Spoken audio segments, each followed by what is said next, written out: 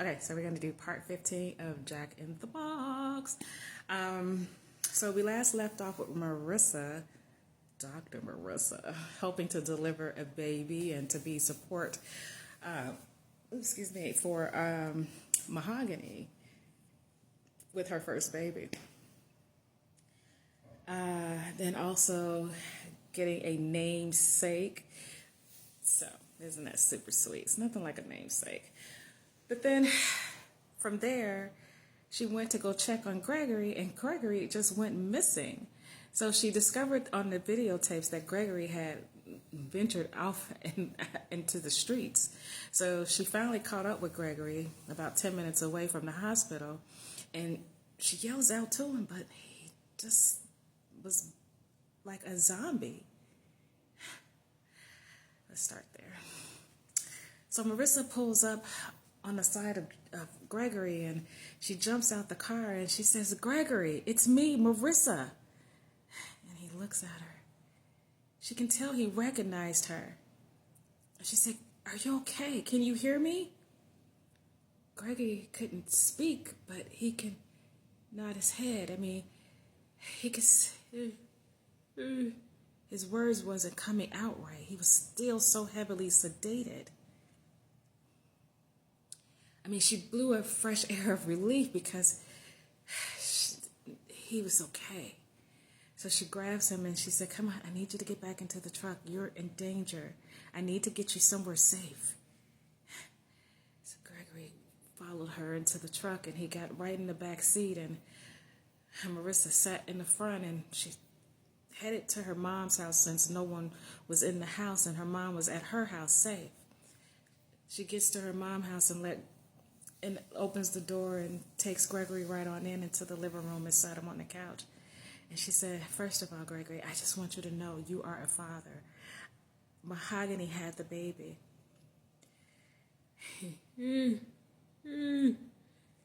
She said, "Yeah, it's amazing. It's a girl and she's beautiful. She's absolutely beautiful. You're a father. And she looks just like you, Gregory. Her name is Marissa." I'm proud to say that. Her name is Marissa. She said, "But look here, Gregory." She said, "I'm going to put on a pot of coffee, and hopefully I can get," she said, "hopefully in time," she said, "because I noticed the sedation needs to wear off a little bit more so that I can start hearing what you have to say." She said, "I need to know the names of the other people that were involved in the heist on that day. Can you help me with that?" Yeah. Oh, gosh. She said, "Okay, give me a second. I'm going to go put on a pot of coffee, Gregory, okay?" So she runs into the kitchen and she puts on the pot of coffee, and she comes back to Gregory and she said, "Listen,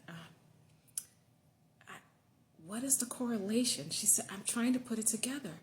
She said, "Because I feel like somehow they zapped your minds to not remember. But how did they get you guys to do the heist?" She said, "Because I know Jack. All this time I've been so upset with him, but I forgot that I knew him. And I knew he wouldn't be a part of something like this on his own. Jack is a good guy. And the way Mahogany talks about you, you sound like you're a great guy too.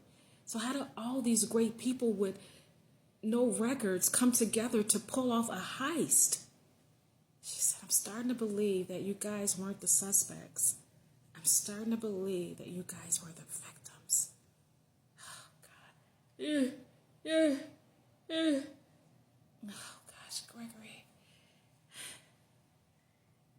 Oh, shit. I have to go. I have to go. The pot of coffee is on. Oh, they got Jack. They got Jack. I have to call. So she was walking out the door. Marisha. She, oh my God, Gregory. The names. Oh, so Gregory started spilling out the names, so she wrote them all down. But she noticed one of the names was Tom's wife. Now it was making sense. Why Tom left the restaurant without saying goodbye. He went to go save his wife. So she said, okay, tend to the pot of coffee. You're going to need it. And I need you to stay put. Do not leave. Okay, okay. So she ran out the door and she started tracking Jack because Jack was on the move. That meant he was in danger. Marissa was just racing to the location to where they had Jack. She was hoping to just curb them off. But it just so happened they weren't too far from where she was. And so she winds up meeting them behind. She was trailing them along the way. She just watched them. She couldn't believe that these were her team members. She noticed that there were 4 heads in the car, so that meant someone was missing. Where was the other person? She seen Clara, Trinity, and John.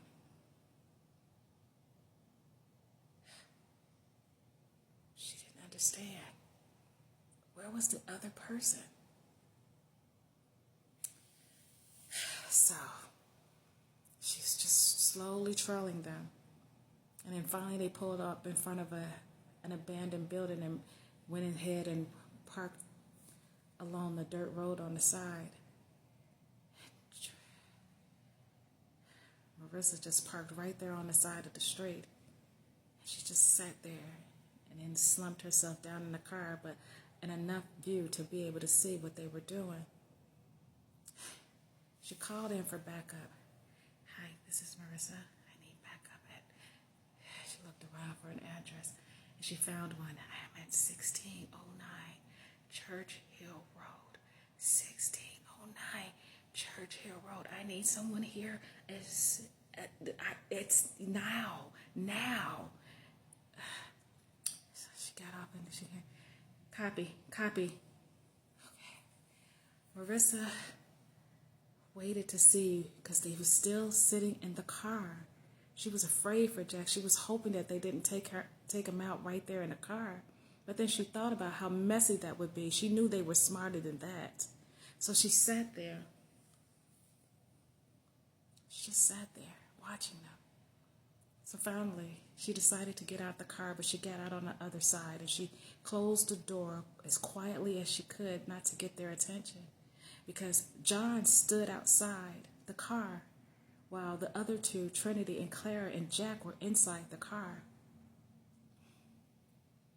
She didn't know what was going on. So she started walking up and she tried to be undetected. She grabbed a brick because John traveled out to go urinate behind a tree. This was the perfect time to take him down. She just ran up on him and just hit him dead in the head, and he dropped to the ground. And she just stood there, and she pulled his firearm off from him and put it in her pocket. She looked around and she was just trying to see what Clara and Trinity were doing. She had no idea what they were up to. Why did they have him here? Were they about to take him out? Why weren't they getting out the car? What was really going on? Finally, her phone rang. She looked at the phone. It was Tom. She stood behind a tree and she pulled the phone up to her ear. Tom, this is Marissa. I know you have your wife.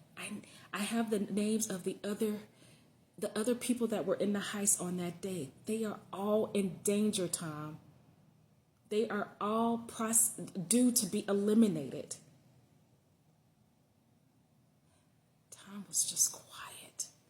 Tom, Marissa, my wife she's gone. What? Then all of a sudden, she saw Clara and Trinity getting out the car. And Clara says, Marissa, glad you can join us. Come on, it's a party.